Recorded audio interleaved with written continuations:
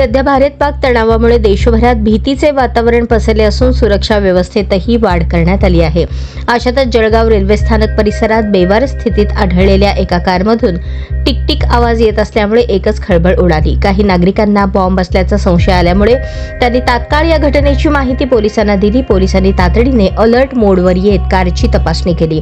दरम्यान कारमध्ये कुठलीही संशयास्पद वस्तू आढळून न आल्याची माहिती पोलिसांनी दिली. त्यामुळे नागरिकांनी सुटकेचा निश्वास सोडला. जळगाव रेल्वे स्थानक परिसरात बेवार स्थितीत आढळलेल्या एका कारमधून टिक-टिक असा आवाज येत होता. त्यामुळे परिसरात खळबळ उडाली. काही नागरिकांना बॉम्ब असल्याचा संशय आला. त्यामुळे त्यांनी तात्काळ या घटनेची माहिती पोलिसांना दिली.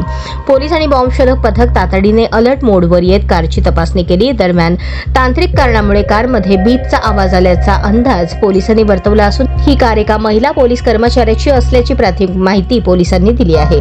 तसेच नो पार्किंगमध्ये कार उभी केल्याप्रकरणी रेल्वे सुरक्षा बलाच्या वतीने दंडात्मक कारवाई करण्यात येणार असल्याची माहितीही पोलिसांनी दिली.